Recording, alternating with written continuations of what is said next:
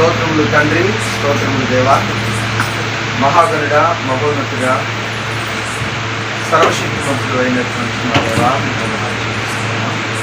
ప్రత్యేకంగా రాత్రికాల సమయంలో సమయం ఎంత అయిందనేది కాదు, కానీ ఘనంగా మీ నామమునకు మహిమార్థంగా ప్రత్యేకమైనటువంటి క్రిస్టిన బర్త్డే సందర్భంగా ఏర్పాటు చేస్తూ వచ్చినటువంటి కార్యక్రమాన్ని ఈ విధంగా ముందుకు నడిపించడానికి నా కుమారుడు ప్రవీణ్, నా కుమార్తె ప్రభా మరి ప్రియబిడ్డ కేసులను మీరు ప్రేమించి, అలాగే ఆప్తులైనటువంటి కుటుంబ సభ్యులను మీరు ప్రేమించి ఈ కార్యక్రమాన్ని ఈ విధంగా కొనసాగించడానికి బిడ్డలను మీరు బలపరుస్తూ వచ్చినందుకు వందనాలు చూపిస్తుంది.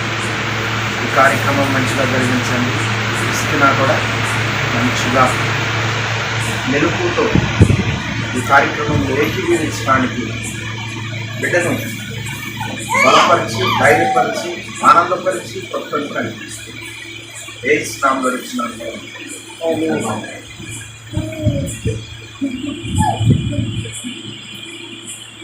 ఒక చిన్న కీర్తన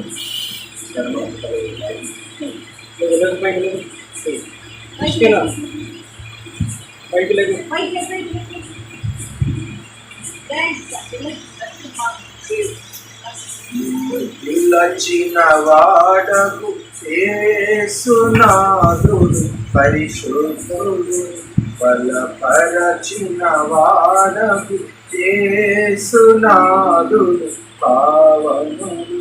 నిన్ను పిలచిన వాడకు యేసునాథుడు పరిశుద్ధుడు, బలపరచిన వాడకు యేసునాథుడు పావనుడు. కొనసాగెదవా ప్రభు యేసునిలో, పరిశుద్ధునిగా జీవించెదవా. నిన్ను పిలచిన వాడకు యేసునాథుడు పరిశుద్ధుడు, బలపరచిన వాడకు యేసునాథుడు పావనుడు. నేర్పరి యేసుడేగా నిన్ను రూపించెనుగా, నేర్పరి యేసుడేగా నిన్ను రూపించెనుగా. పాపపు పంకిల తావుల నుండి నిన్ను విడిపించెనుగా, పాపపు పంకిల తావుల నుండి నిన్ను విడిపించెనుగా. కొనసాగెదవా ప్రభు యేసునిలో, పరిశుద్ధునిగా జీవించెదవా. నిన్ను పిలచిన వాడకు యేసునాథుడు పరిశుద్ధుడు, బలపరచిన వాడకు యేసునాథుడు పావనుడు. యేసుని సాక్షిగను నిన్నే కోరెనుగా, యేసుని సాక్షిగను నిన్నే కోరెనుగా. ఏ స్థితికైనను చాలినవాడు నీ ప్రియుడేసుడేగా, ఏ స్థితికైనను చాలినవాడు నీ ప్రియుడేసుడేగా. కొనసాగెదవా ప్రభు యేసునిలో, పరిశుద్ధునిగా జీవించెదవా. సాగెదవా ప్రభు యేసునిలో, పరిశుద్ధునిగా జీవించెదవా. నిన్ను పిలచిన వాడకు యేసునాథుడు పరిశుద్ధుడు, బలపరచిన వాడకు యేసునాథుడు పావనుడు. మనం దేవుని వాక్యాన్ని సమయంలో మనం ధ్యానం చేసుకుందాం. వాళ్ళు డ్యూటీకి వెళ్ళాడు, మన వెంకటేశ్వరులు అయితే డ్యూటీకి వెళ్ళింది. ఇక్కడికి వచ్చేసరికి 11. ఇక రైతులు నిద్ర లేకుండా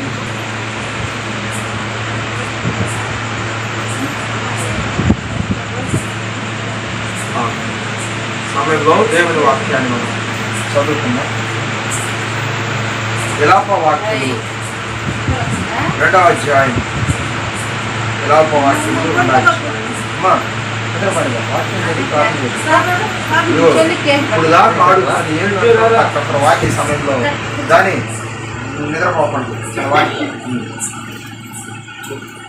విలాప వాక్యములు 2వ అధ్యాయము 18వ వచనంలో కొన్ని మాటలు సమయంలో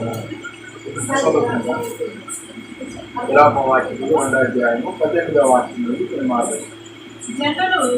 జనులు హృదయపూర్వకముగా యెహోవాకు మొరపెట్టుదురు. సియోను కుమారి ప్రాకారమా,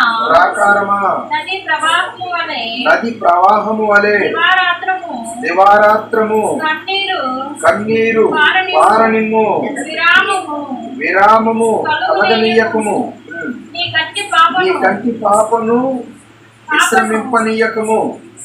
నీవు లేచి రేయి మొదటి జామున మొరపెట్టుము, నీళ్లు కుమ్మరించున్నట్లు ప్రభు సన్నిధిని నీ హృదయమును కుమ్మరించుము. నీ పసిపిల్లల ప్రాణము కొరకు నీ చేతులను ఆయన తట్టు ఎత్తుము. ప్రతి వీధి మొగను ఆకలి కొని వారు మూర్ఛలేదు. వెళ్ళారా? మరి చదవబడిన దేవుని వాక్యాన్ని మనం జ్ఞాపకం చేసుకున్నట్లయితే, క్రిస్కి నాకు ఇప్పుడు దేవుని వాక్యం చెప్పాలంటే మనం ఏం చెప్పగలుగుతాం? ఏం చెప్పలేము. ఆ బిడ్డకి ఏం అర్థం కాదు. అయితే ఆ బిడ్డ నిమిత్తమై చేయవలసినటువంటి బాధ్యతను ఎవరు చేయవలసి ఉంటుంది? తండ్రి గారు, తల్లి గారు, ఆప్తులైనటువంటి మరి నాన్నమ్మ గారు కానీ, అలాగే అమ్మమ్మ గారు కానీ, పెదనాన్నలు, చిన్నాన్నలు, కుటుంబ సభ్యులందరూ కూడా పెద్దమ్మలు మరి ఆ బిడ్డల పట్ల చూపించవలసిన ప్రేమ, వారికి నేర్పవలసిన మాటలు, అలాగే వారి కొరకు ప్రార్థన చేయవలసిన విధానంగా వారి కొరకు ప్రార్థన చేయవలసినటువంటి వారే. ఎలా ప్రార్థన చేయాలి? పెద్దలైన మీరు అందరూ కూడా చిన్న బిడ్డలైనటువంటి మీరు వైపు అంతా చేతులెత్తి వారి కొరకు ప్రతిరోజు కూడా ప్రార్థన చేయాలి. రేయి మొదటి జామున లేచి పసిబిడ్డల యొక్క ప్రాణముల కొరకు మీరు ప్రార్థన చేయాలని దేవుని యొక్క తెలియజేస్తారు. మరి ఆ విధంగా ఆ బిడ్డల కొరకు ప్రార్థన చేసినప్పుడు ఆ ప్రార్థన ఆ బిడ్డలకు ఒక మహా దీవెనకరంగా వారికి ఆవరిస్తుంది.